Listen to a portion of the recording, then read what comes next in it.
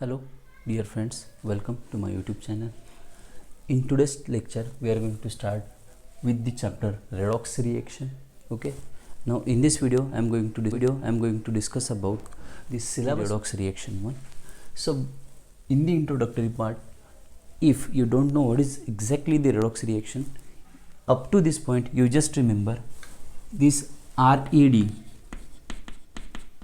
is used for reduction reaction, okay, and OX is used for your oxidation reaction. We have given the name to this chapter as a redox reaction.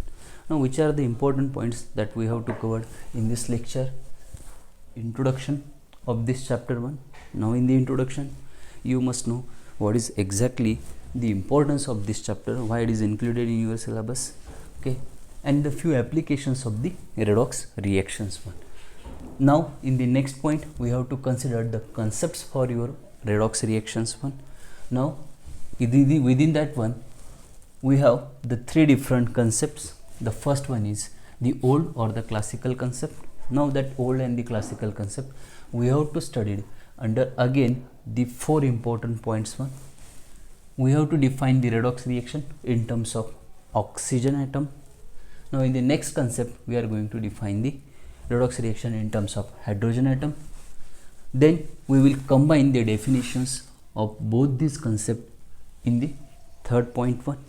Then next there is another important old and the classical concept on the basis of the electropositive element and the electronegative element one. Now in the next concept for your redox reaction we will define the redox reaction in terms of your electron transfer. Then next in terms of oxidation number. So by studying all these three important concepts we will know what is exactly the redox reaction one. Now after studying this one we will going to consider the next point, that is oxidation number and rules for assigning the oxidation number. This is the most important point in your chapter 1. Okay, then next oxidation number and the valency. I have included this point specially because so many students don't know the difference between the oxidation number and the valency one. Okay, then next use the stock notation. This stock notation you are going to use in your 12th standard in your coordination chemistry one. It is very simple one, stock notation for your oxidation number one. In the next point we have to study the balancing of the redox reaction one. This is important one. Remember in the inorganic chemistry, if we have to balance the redox reaction one, we have to use these two method one. Okay, first one is by oxidation number method and the second one is by your ion electron method one.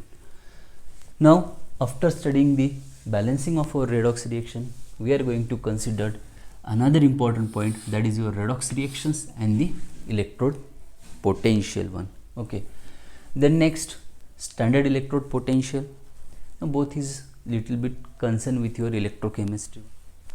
Then lastly the applications of the redox reaction one. So this is the point that we are going to cover under the chapter redox reaction.